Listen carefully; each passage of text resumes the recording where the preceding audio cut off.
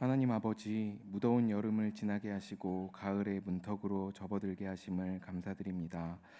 우리는 신실하지 않으나 주님은 어제나 오늘이나 한결같이 공의로우시고 자비를 베푸시는 줄을 깨달아 다시금 죄를 범치 않고 하나님의 자녀답게 살아갈 것을 결단하오니 우리를 받아주세요. 주님, 우리는 은혜 없이는 살 수 없는 연약한 존재임을 다시금 깨닫습니다. 가뭄을 겪고 있는 강릉과 동해안 지역에 비를 내려주시옵소서. 투병 중이신 성도들과 가족들에게 치유의 능력을 베풀어 주시옵소서. 기술의 발전으로 일자리가 사라져가고 인간의 존재 가치가 도전받는 것처럼 느껴지는 이 시대에 사람을 지으시는 분도 하나님이시고 사명과 부르심 또한 하나님께 있다는 진리에 기반한 사회를 만들어 갈 수 있도록 우리를 이끌어 주시옵소서. 교회를 위하여 기도합니다. 우리와 2년간 함께 하셨던 박종서 목사님의 새로운 사역을 축복하여 주시옵소서. 새로 오신 이한일 목사님께서 교역자들과 성도들, 특히 청년들과 깊은 사랑과 우정을 나누며 주의 부르심을 능력 있게 감당할 수 있도록 늘 함께하여 주시옵소서. 교회 학교 여름 사역을 모두 잘 마치게 하여 주셔서 감사합니다. 수고하신 교역자들, 선생님과 부모님들을 위로하여 주세요. 아이들이 부모된 우리의 믿음을 본받아 하나님을 알고 따르게 하여 주십시오. 안수 집사와 권사로 임직을 앞둔 분들에게 교회로 부르시는 하나님의 뜻을 밝히 보여주시고 온전히 구비된 하나님의 일꾼으로 설 수 있도록 도와주옵소서. 신웅섭 이미순 선교사님, 안익상 이난영 선교사님, 김영일 최정은 선교사님의 사역을 통하여 복음의 능력이 드러나게 하시며 이분들의 수고를 본받아 우리 성도들도 복음을 전하는 삶을 놓지 않도록 이끌어 주십시오. 고3 수험생들이 불안과 염려에 사로잡히지 않고 이 시기를 통하여 삶을 빚어가신 하나님의 손길을 경험하게 하여 주옵소서. 오늘 말씀을 전하시는 김병년 목사님께 성령께서 함께하여 주시고 말씀을 듣는 우리들도 마음밭을 잘 준비하여 말씀을 잘 받고 들은 말씀에 순종하여 한 주를 살아갈 수 있게 하여 주세요. 이 모든 간구를 살아계신 예수님의 이름으로 기도드립니다. 아멘. 맞습니다. 우리가 같은 언어를 쓰고 노래를 하지만 사실은 각자의 형편들이 다 다르기 때문에 듣는 방식이 다 다르거든요. 그래서 여러분, 우리가 하나님이 한 말씀으로 우리에게 같은 말씀을 말씀하셔도 듣게 하시는 방법은 다 다르기 때문에 자신들이 깨닫는 것과 또 그 깨달은 것을 나누는 것을 주저하지 마시기를 바랍니다. 오늘 제목은 사랑에 빚진 자 하는 제목으로 말씀을 전하려고 하는데요. 아마 코스모스가 실제 코스모스 꽃에서 이름 지어졌다는 것을 여러분 들어보셨죠, 그죠? 우리가 작년에 종교개혁주일에 종교개혁 기념 부흥회에 오셨던 우리 최병성 목사님이 이 코스모스를 왜 우주를 코스모스라고 하느냐라고 하시면서 실제 코스모스 꽃말에서 꽃에서 왔다고 보여주셨는데 이 그림이에요. 저게 뭔가 하면 코스모스 안에 있는 꽃술 있잖아요. 저걸 이렇게 아주 미세한 사진을 찍으면 저렇게 되어 있다는 거예요. 저 안에 뭐가 들어있어요? 별이 가득하다는 거예요. 별이. 그래서 우주를 보고 코스모스라고 했던 이유가 우주에는 별이 엄청나게 많잖아요. 별로 가득 찬 세상, 그게 바로 세상이고 우주라는 것이에요. 그래서 사람들이 코스모스라는 이름을 적었다는 것이죠. 혹시 영화도 좋아하고 또 뮤지컬 좋아하고 하시는 분들은 컬러 퍼플이라고 하는 그런 영화 뮤지컬 내지는 책을 아시리라고 보는데요. 그 책은 사실은 고통에 관한 책이에요. 자기 의붓 아버지에게 폭행을 당하고 성폭행을 당하고 그리고 또 원치 않는 사람과 결혼을 하고 그 아이들은 어디론가 사라지고 하여간 어마어마한 고통의 이야기를 기록한 책이고 결말은 아주 해피엔딩으로 끝나는데 이 책에 나오는 한 아벨이라고 하는 여성이 이런 말을 합니다. 고통을 당하는 사람에게 정원을 그냥 지나친다면 하나님께서 매우 불쾌해 하실 것이다. 저는 이게요, 고통이 아주 많은 사람에게 왜 이런 이야기를 할까? 여러분, 다들 고통은 특징이 내가 아픈 것, 그게 집중케 하는 힘이 있잖아요. 남을 볼 힘이 없어요. 외부로 눈을 돌릴 수가 없어요.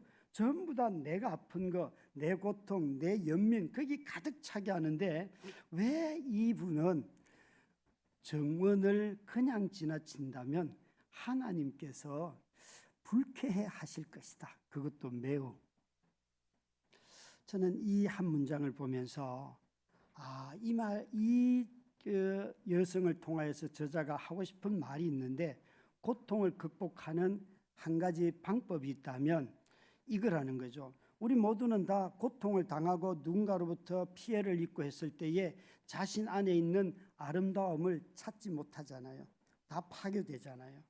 그래서 자기는 더 이상 아름다운 것도 없고 나는 쓸모없어, 이런 이야기를 정말 많이 하는데, 그것을 내 안에서 찾는 것이 아니라 먼저 하나님이 만든 세상을 가만히 한번 살펴봐라. 세상에는 혼란도 있고 아주 포악스러움도 있고 순간 실수하면 다 죽음을 찾아오는 위험도 있지만, 그러나 세상에는 얼마나 아름다움이 많은지 그 아름다움을 하나하나 발견해 가기 시작하면 우리 자신들이 그 아름다움을 발견하는 것이 자기 안에서 하지 않고 외부로부터 시작이 되면서 점점 나에게도 그 아름다움이 있다는 것을 발견할 힘을 얻게 되는 것이죠.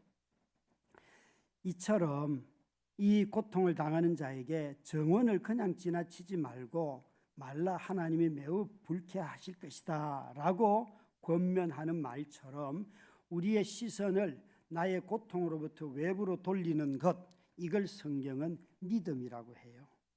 믿음을 가진 사람들은 그 점에서 나 자신이 아닌 다른 곳으로 눈을 돌리는데, 그 눈을 돌리게 하는 대상이 하나님이시죠.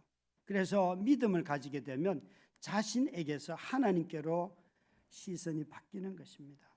자연도 망가진 인간을 회복시키는 좋은 하나의 방법인데, 만약 우리가 그 자연을 창조한, 피조물을 창조한 하나님에 대해서 존경심을 갖게 된다면 우리 안에 비록 거친 마음도 있고 악한 것도 있고 또 우리 자신들이 아주 비열한 것도 있고 하는 이 마음들이 그 창조주에 의하여서 바뀌지 않겠습니까?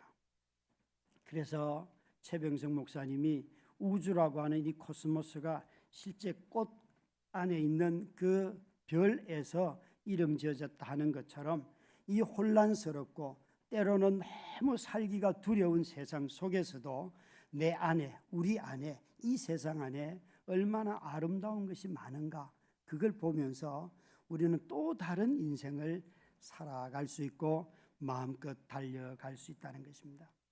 사랑하는 우리 성도 여러분, 매일 우리 모두는 다 이 피조물로 가득 차 있는 세상을 보면서 그 피조물을 통하여서 하나님의 사랑을 느끼십니까? 우리는 많은 경우에 그래도 계절이 바뀌고 가을이 오고 하면 이 피조물을 통하여서, 자체를 통하여서 하나님의 사랑을 가끔 느낄 때가 있습니다. 그래서 피조물 자체를 통하여서도 하나님의 사랑을 느끼는 것들이 있지만, 사실은 피조물을 만드신 하나님이 우리를 향한 사랑을 느끼시는 일이 자주 있으신지요? 우리 모두는 다 이 세상에 만들어진 피조물을 보면서 누가 저기다가 저렇게 아름다운 꽃을 심었을까 하는 마음을 잘 갖지를 못해요. 아마 어제 운탄고도 이렇게 걷고 오신 분들은 아마 그런 이야기들을 많이 했으리라고 봅니다. 누가 이렇게 아름다움을 만들었을까 했는데, 여러분, 이 말 속에 있는 마음의 태도가 하나 중요한 게 있어요. 누군가 여기에 무엇인가 해서 이렇게 아름다움이 만들어져 있다는 거예요. 그러니까 누군가로부터 빚진 마음이 그 속에 있는 거지요. 사람이요, 피조물이 아무리 널려 있어도 저걸 누가 만들었다라는 빚진 마음이 없으면요, 아무도 그거 기뻐하지도 않습니다. 즐거워하지도 않습니다. 그런데 마음속에 여기 누가 이렇게 다리 위에 꽃을 갖다가 걸어놨지? 그걸 보면 누군가가 수고한 사람들을 생각하면 그것에 대해서 빚져 있는 마음으로 그걸 보면서 아름답다, 이렇게 말하게 되는 것이죠. 우리 모두가 다 당연하게 여기는 데서는 절대 감사도 나오지 않지만 감탄도 나오지 않습니다. 자연을 보면서 조물주라고 하는 창조주 하나님이 계시고 그분이 이렇게 세상을 운행하고 계시는구나 하는 마음을 가지고 믿을 때에 그때 감탄이 나오고 감사가 나오는 것이죠. 여러분, 믿음은 하나님의 임재를 현실화하는, 현재화하는 힘이 있는데요. 믿음의 조상 아브라함을 한번 생각해 보면 우리는 이 아브라함의 믿음이 언제 인정받았을까 다 생각을 할 때 항상 히브리서 말씀 때문에 우리는 이렇게 생각을 해요. 히브리서 11장 8절 말씀인데요. 함께 읽습니다. 믿음으로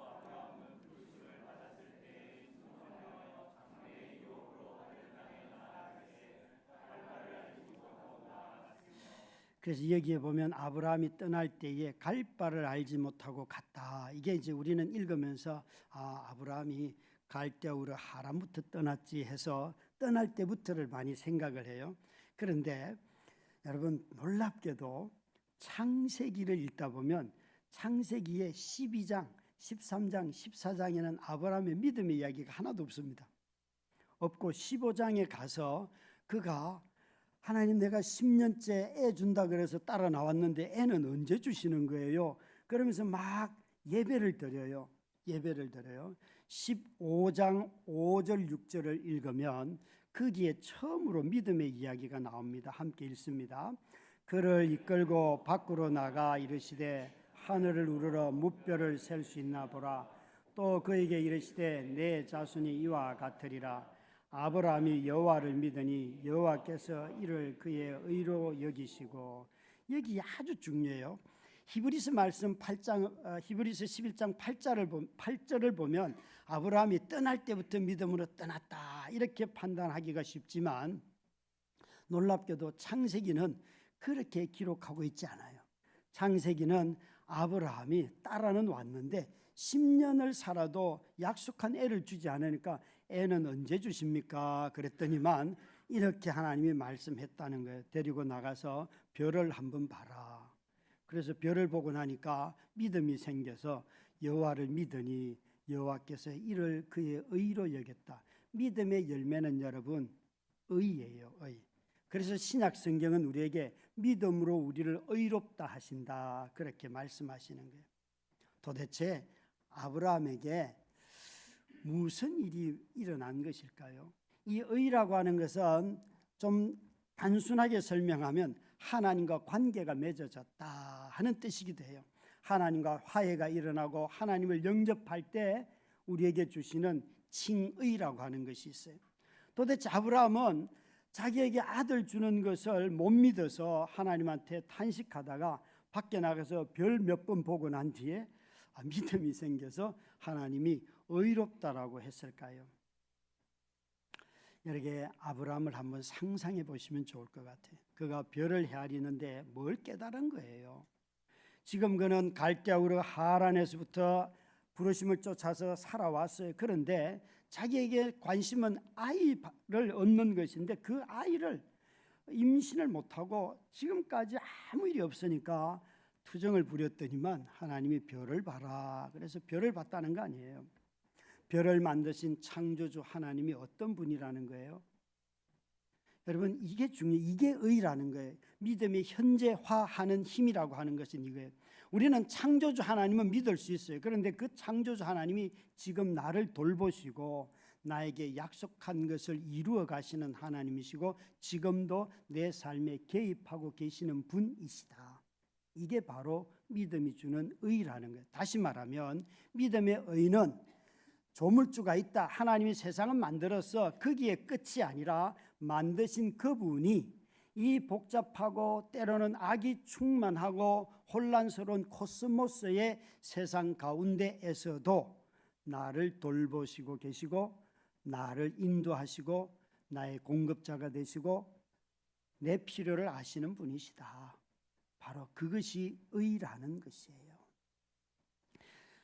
창조주라는 분이 계셔서 오래전에 세상을 만들었다. 거기서 그분을 인정하는 것이 끝이 아니라 지금 내 삶 가운데 관여하셔서 나를 부르시고 보호하시고 돌보시고 약속하시는 분, 바로 그분이 여호와라는 것입니다. 그래서 믿음은 하나님의 임재를 현재화한다라고 말씀을 드린 것입니다. 자식 없는 고통 속에서 살아가던 아브라함이 저 하늘의 별 코스모스를 보고는 하나님의 임재를 발견하였는데, 내게 지금 자녀가 없어도 하나님이 나와 함께 하시고 이 약속을 이루시는 분이시구나 라고 그가 믿었다는 것입니다. 여러분, 이 아브라함은 별을 만드신 그 하나님이 내 일상에 자식 없어 불안해하고 고통 가운데 있는 나의 하나님임을 깨달았다는 것입니다. 우리 모두는 다 매일 이렇게 파란 하늘, 비, 구름, 공기 마시며 살아가면서도 누가 만들었는가 라는 생각을 하지 못한다면 고마운 마음을 갖지 않습니다. 모든 것은 다 당연합니다. 그러나 여러분, 이 모든 것들이 만드신 이가 있고 우리가 그것을 공짜로 먹고 마시고 누리고 있다는 것을 생각하면 감사할 수 있고 감탄할 수 있습니다. 그래서 믿음의 의라고 하는 것은 감사를 낳는 이유가 되는 것이지요. 빚진 마음이 없을 때 우리는 오히려 난폭해집니다. 빚진 마음이 없을 때 우리는 훨씬 불신이 가득하고 모든 것을 부정적으로만 말합니다. 여러분, 어떤 것은 부정적으로 평가할 수 있어요. 크리틱을 해야 합니다. 그런데 여러분, 그것이 반드시 실제는 아닐 수도 있어요. 내가 그런 면이 있다는 것을 발견할 수는 있지만요. 우리는 여러분 서로 사랑하라는 말을 수없이 많이 듣습니다. 그런데 여러분, 실제 삶을 보면 서로 미워하라가 더 많아요. 가만히 있어도 욕먹을 일들이 얼마나 많다고요, 여러분. 여러분, 다 말을 하잖아요. 소문이 다 들어와요, 여러분. 가만히 있어도 다 들려. 그러니까 끊임없이 서로 사랑하라, 아무리 그 성경을 읽고 뭘 해도 다 하는 얘기들 듣다 보면 왜 그렇게 불신이 많고 불만이 많고 불평하고 그런 일들이 수도 없이 듣습니다. 없는 말도 꾸며서 하고. 왜 서로 사랑하라는 말에 순종하지 못할까요? 빚진 마음이 없기 때문에 그렇습니다. 아니, 내가 목사님한테, 내가 장로님한테 빚진 게 뭐요? 그렇게 말할지 몰라요. 아니요, 여러분. 여기에 빚진 마음은 예수 그리스도에게 빚진 마음이 없기 때문에 그렇습니다. 요한일서 3장 16절입니다. 이 구절은 참 우리에게 중요한 것을 가르쳐 주는데요. 함께 읽겠습니다. 그가 우리를 위하여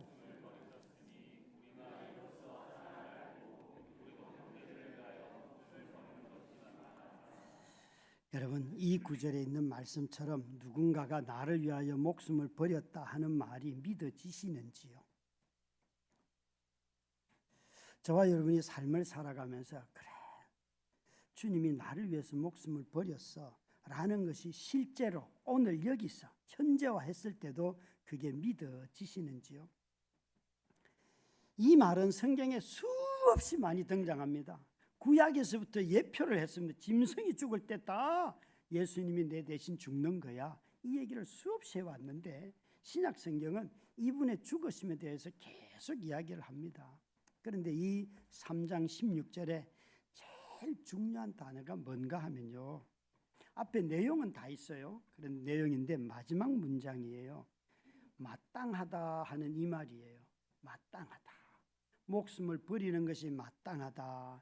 이 마땅하다는 단어의 뜻을 알아야지만 이 문장에서 왜 이 단어가 중요한지를 알게 되는데, 이 단어가 바로 빚을 졌다라는 뜻이에요. 요즘 빚을 지면 마땅히 갚아야 되죠. 빚 졌는데 안 갚으면 어떻게 돼요? 감옥에 가야 돼요. 빚은요, 마땅히 갚아야 되는 거죠. 이 마땅하다는 단어를 의역을 기가 막히게 번역하시는 분들이 하셨어요. 그러니까 이 문장을 여러분 가만히 보시면 우리 모두는 다 누구에게 빚을 졌는가 하면 예수 그리스도에게 빚 졌어요. 그리스도 그분께서 나를 위하여 죽으셨고 그분이 자기 목숨을 우리에게 주셨기 때문에 이로써 우리가 형제를 위하여, 자매를 위하여, 서로를 위하여 자신의 목숨을 주는 것은 지극히 마땅한 일이다. 이렇게 하는 거예요. 그가 여러분 이 문장은 딱 세 문장으로 되어 있습니다. 그가 우리를 위하여 목숨을 버리셨다. 우리가 이로써 사랑을 안다. 우리도 형제를 위하여 목숨을 버리는 것이 마땅하다. 아주 논리적으로 딱 정리가 되었습니다. 그가 우리를 위하여 목숨을 버렸기 때문에 우리도 형제를 위하여 목숨을 버리는 것이 지극히 마땅하다. 왜? 그분이 우리를 너무 사랑한다는 것을 이제 알기 때문에 이 세 문장이에요.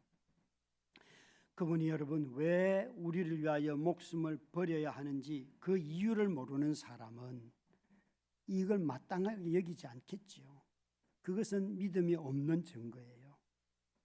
그러나 여러분 그 죽음이 왜 사랑인지를 깨닫기 전에는 내가 누구인지를 모른다는 소리예요. 그분이 누구이길래 나를 위해서 대신 죽어야 했고, 이건 여러분 죽어도 되고 안 죽어도 되고가 아니라 반드시 죽어야만 해요. 그분의 죽음으로 내가 생명을 얻는다고 성경은 말을 할까? 그래서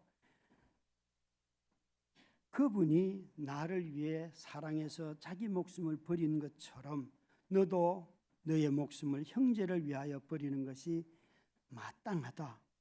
당연히 빚 갚는 일이다. 빚을 졌다 라고 말씀하세요.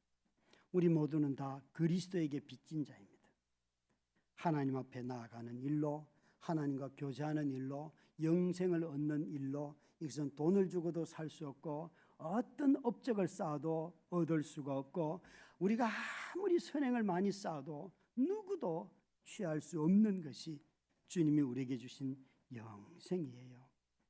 이 주님이 우리에게 말씀하셔요. 너희는 나에게 빚을 졌다. 이 헬라어로 오페일로라고 하는 이 마땅하다가 바로 빚지다 하는 뜻이에요.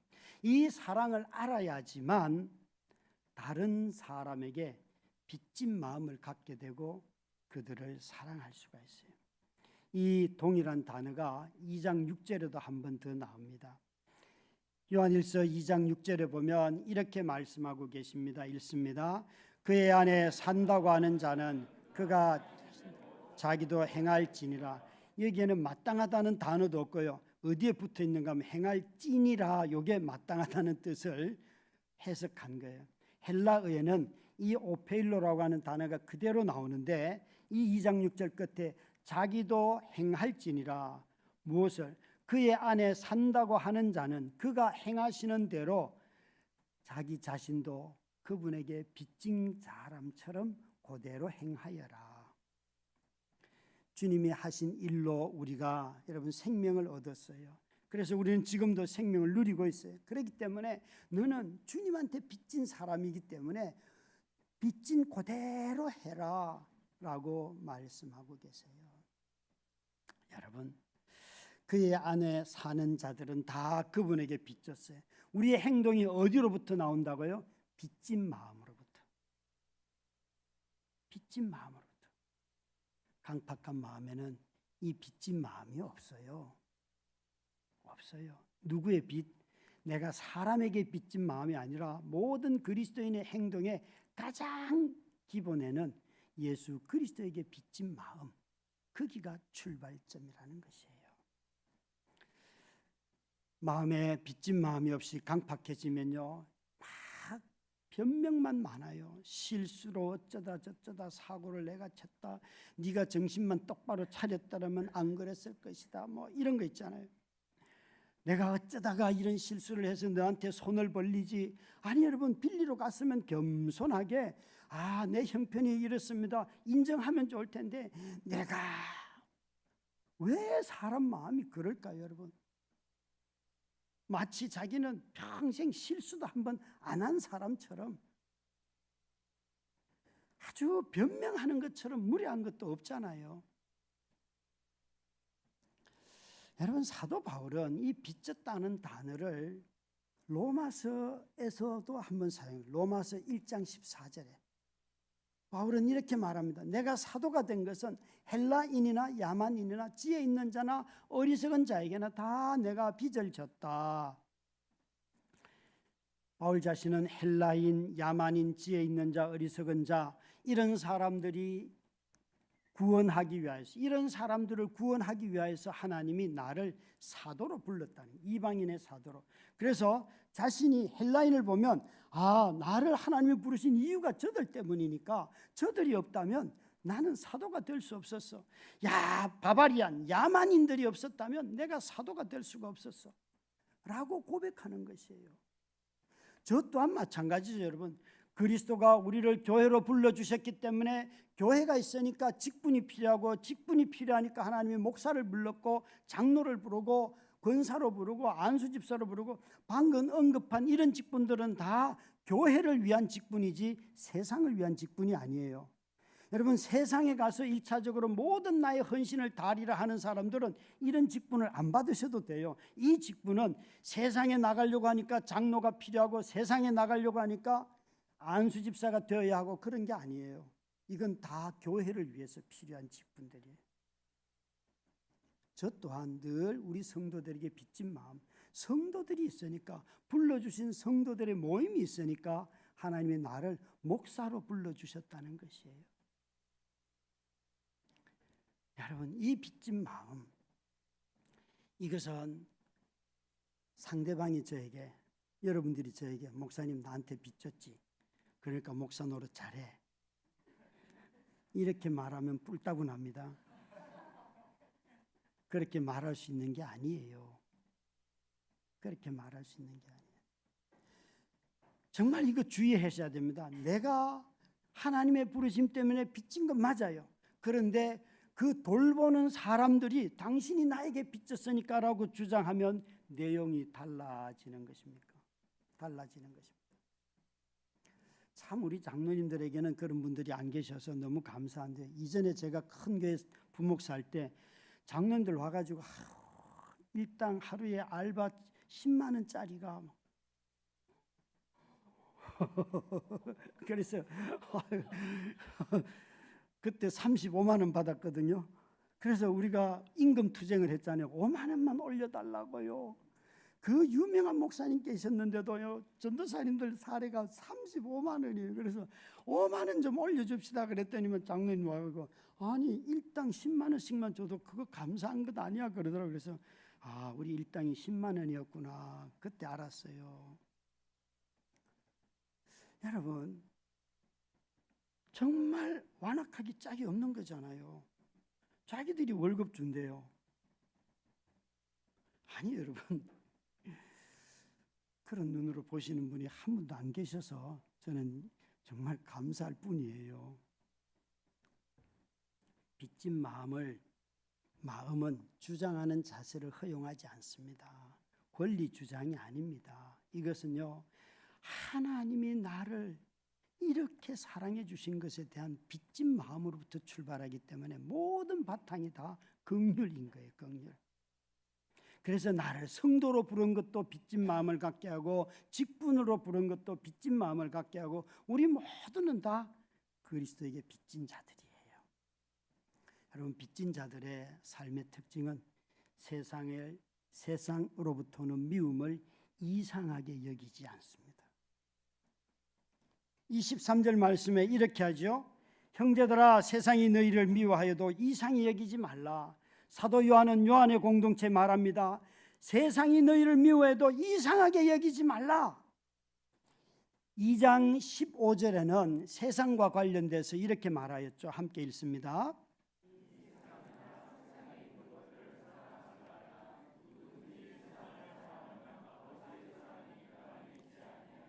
2장 15절은 우리 보고 성도들을 향해서 세상을 사랑하지 말라 그렇게 말했지만, 이제 3장 13절은 세상이 너희를 미워해도 이상하게 여기지 말라.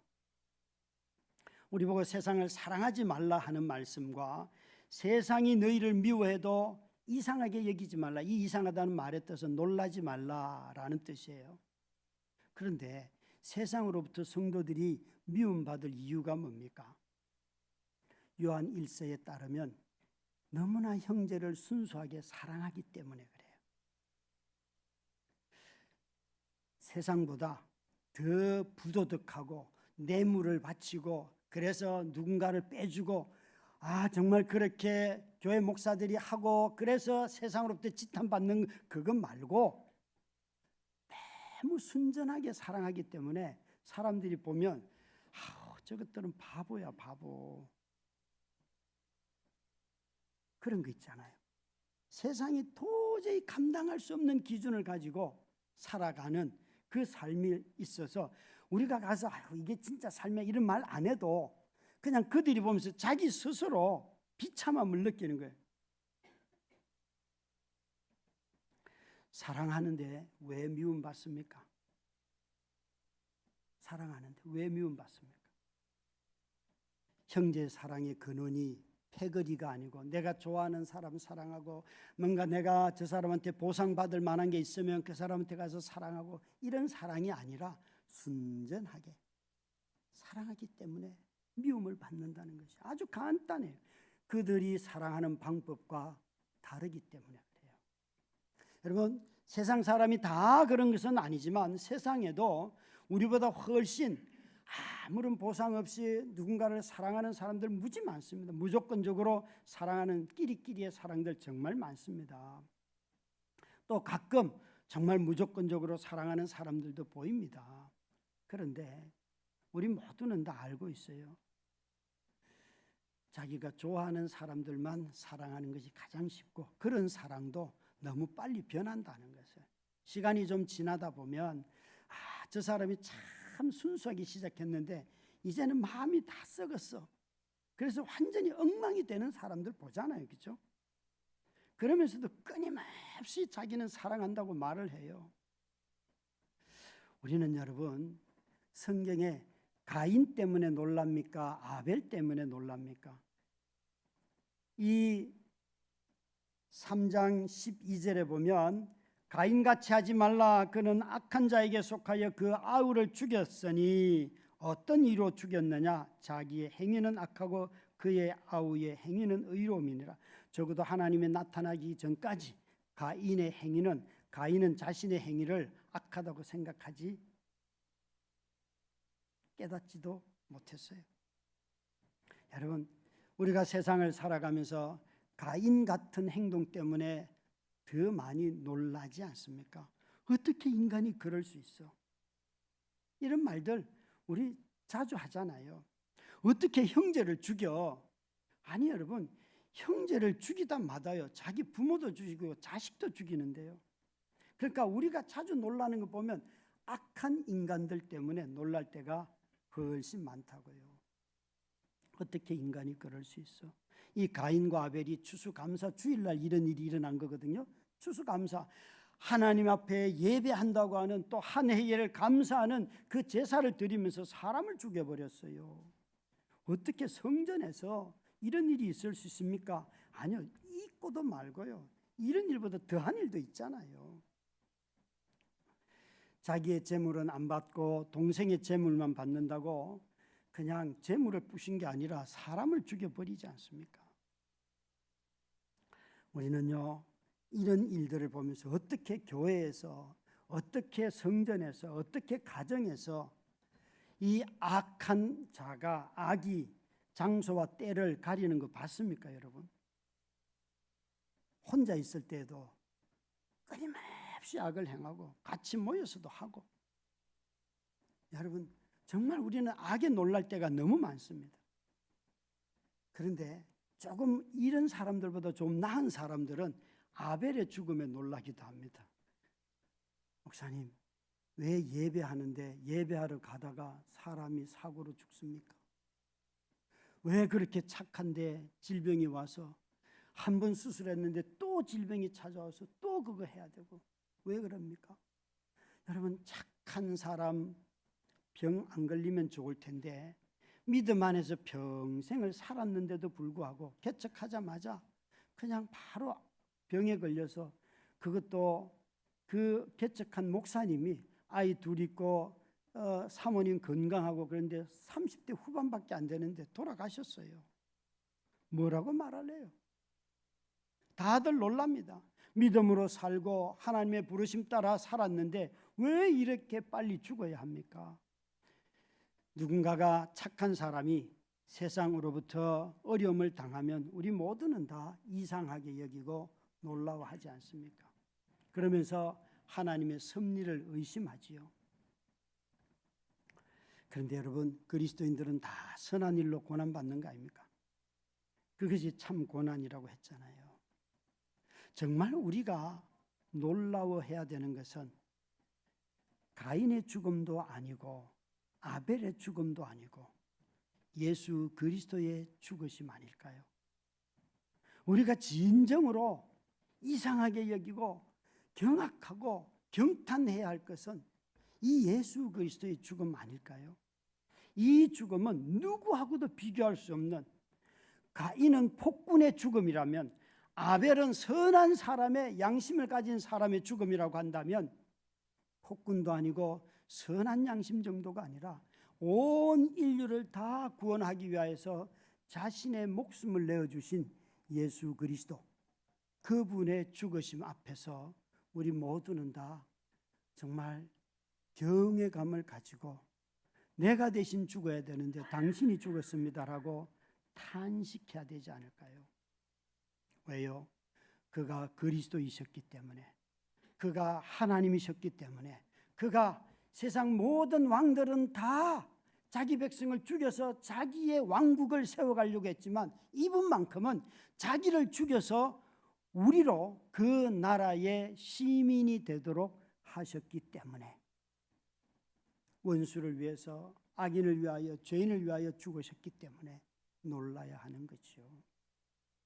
만약 이것이 맞다면 세상에 빚진 자는, 세상에 빚진 성도는, 그리스도에게 빚진 성도는 자신을 내어줄 것입니다. 그래서 이 성도들의 사랑을 보면서 세상이 놀라는 것입니다. 사랑하는 성도 여러분, 좀 있으면 우리 설교가 마치면 바로 성찬에 참여하는데, 우리 모두는 다 이 성찬에 참여할 때에 한 가지 잊어버리는 게 있습니다. 우리는 성찬에 참여할 때 빵을 찢잖아요, 그죠? 찢는데 요한일서 3장 1절 말씀에 보시면 우리 요한 사도가 우리에게 이런 말씀을 하십니다. 하나님이 너희를 사랑했어 라는 말씀도 하시지만 이 3장 1절에는 어떠한 사랑을 베푸셨는가? 여러분, 사랑했다 정도가 아니라 어떠한 사랑을 베푸셨는가 하면요, 이분은 이 땅에 오셔서 찢기셨어요. 이분은 이 땅에 오셔서 찔리셨어요. 이분은 이 땅에 오셔서 옷이 벗겨졌어요. 이분은 이 땅에 오셔서 매를 맞았어요. 그래서 이 모든 단어를 하나로 하면 너덜너덜해졌다, 뜯겨 나갔다. 그게 바로 찢긴 거예요. 바로 그분의 사랑의 모습입니다. 가장 부당한 재판을 받았고, 가장 잔혹한 폭력이 행하여졌고, 가장 비열하고 무책임하고 모두가 다 비난했어요. 그렇게 그분을 살해하였어요. 그것을 기념하는 것이 성찬인데, 우리는 이 성찬에 참여할 때 빵을 떼지 않습니까? 이 빵이라고 하는 것은 이 곡물이, 그 밀이든 무엇이, 그 재료가 나달로 있던 것들이 모여가지고 하나의 덩어리를 이루었잖아요, 그렇죠? 그 덩어리를 이루었어요. 그러니까 곡물 나달이 모여서 하나의 빵이 되듯이 저와 여러분이 다 그리스도 안에서 하나의 몸이 된 거예요. 그게 교회라는 것입니다. 그래서 초대교회 성도들은 이 성찬을 행할 때마다 이런 기도들을 했습니다. 성찬은 하나의 빵을 나누어 먹는 이들이 한 분 주님을 따르는 이들이 되어가는 신비로운 과정입니다. 모든 나달이 모여서 빵이 되듯이 자신의 경계에 안주하려는 유혹을 넘어서 자기를 주어야만 이루어지는 공동체입니다. 우리 모두는 다 경계선을 딱 지어놓고 그 선을 안 넘으려고 애를 쓰면서 이야기를 하는데, 주님은 경계선을 넘어서 우리에게 오셔서 자기를 주셨어요. 그래서 교회가 된 거예요. 그래서 이 성찬에 참여할 때 우리가 한 가지 기억해야 할 것은 이런 소위 말하는 내부 패거리지, 끼리끼리 자기 몇 사람들끼리 그 내부 패거리에 지으려고 하는 이런 유혹에 저항해야 하고, 내가 알지도 못하는 낯선 사람이지만 그리스도가 찢겨 나가서 하나 된 형제와 자매들과 연합하려고 교제하는 것이 성찬인 것입니다. 여러분, 3세기 순교자 라우텐티우스라고 하는 사람은 이 성찬에 대해서 이렇게 말하였습니다.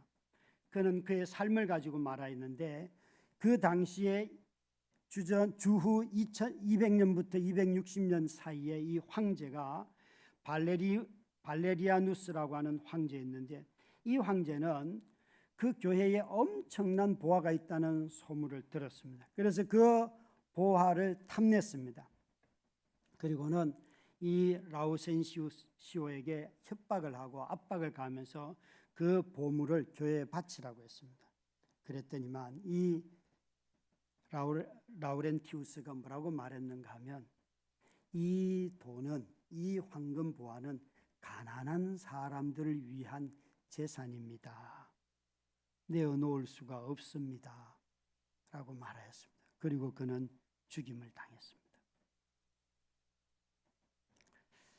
이 라우렌시우스는 자기가 돌보던 병든 자나 가난한 자들을 데리고 황제에게 가서는 이렇게 말하였다는 것입니다. 이들이 하나님의 빛의 자녀이고 이들이 교회의 보물입니다. 라고 말하고 그는 그 보물들을 내어놓지 않고 자신의 피를 내어놓았던 것입니다. 사랑하는 성도 여러분, 사랑에 빚진 자는 이 성도들 한 사람 한 사람, 이곳에 누가 와 있든지 간에 우리 성도들 한 사람 한 사람이 정말 보물이라는 것을 깨닫고 그 경계선을 허물고 성찬에 참여하고 성도의 교제를 누리는 그런 빚진 자의 삶을 사는 것입니다. 이것이 바로 주님이 우리에게 하시는 말씀, 마땅하니라인 것입니다. 우리가 오늘 이 성찬에 이 마음을 가지고 함께 참여할 수 있는 저와 여러분 다 되시기를 주의 이름으로 축원합니다.